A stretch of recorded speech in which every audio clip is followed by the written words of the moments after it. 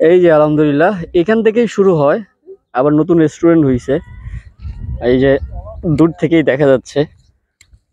আহ, যাই দেখি সামনের পরিবেশ কেমন, দেখার চেষ্টা করবো ইনশাল্লাহ।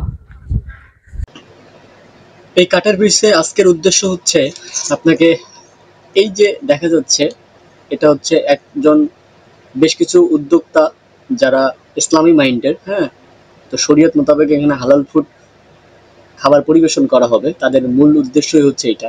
তো আলহামদুলিল্লাহ পরিবেশটা প্রথম অবস্থায় যেহেতু স্ট্রাগল টাইম, তাদের পরিবেশটা খুব বেশি ভালো না লাগলেও এটা সামনে আরো ভালো করার চেষ্টা করবে এনারা, আমরা যেটুকু বুঝতে পেরেছি। এবং তারা সবসময় হালাল ফুড দেওয়ার চেষ্টা করছে, এবং এই খাবারের পাশাপাশি বা হোটেলটার পাশাপাশি আপনি আপনার মনোমুগ্ধকর পরিবেশ পাবেন। পাশে একটা নদী তো আছেই, স্রোতধারা, এবং এখানে আহ, মানে সুন্দর একটা পরিবেশ। পরিবেশ কেমন, চারদিকে মুক্ত আবহাওয়া বা আবহাওয়া, এবং এবং মানে কি বলি, এখানে যে একটা ফ্রেশ বাতাস পাবেন, এটা আসলে সব জায়গায় পাবেন না আর কি। দেখছেন, আমি সবসময় চেষ্টা করি যে অথেন্টিক অথেন্টিক যে বিষয়গুলো, কোনো কালার এডিট করা ছাড়াই আপনাদের দেখানো। এই যে দেখেন যে চারদিকে কত চমৎকার একটা পরিবেশ। যাই হোক, এখানে এটা আপনারা জানেন যে এই কাঠের ব্রিজটা কোথায় অবস্থিত। যদি না জেনে থাকেন তাহলে আমাদের কমেন্টে বলিয়েন, আমরা এর সম্পূর্ণ বায়োগ্রাফি জানানোর চেষ্টা করব।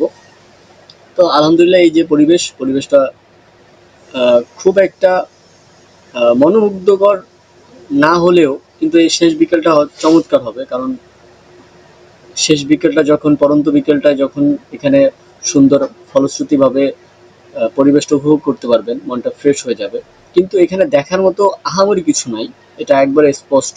এই একটা শাখা আছে বা সেতু আছে বা ব্রিজ আছে, এটাকে পাড়ি দিয়ে ওই যে দেখা যাচ্ছে সামনে, ওইটা হচ্ছে ওদের রেস্টুরেন্ট বা ফুড কর্নার। তো আলহামদুলিল্লাহ আমরা তিন বন্ধুই গিয়েছিলাম, এবং চেষ্টা করেছি একটু আহ, জায়গাটাকে, পরিবেশটাকে সুন্দর করে উপস্থাপন করার।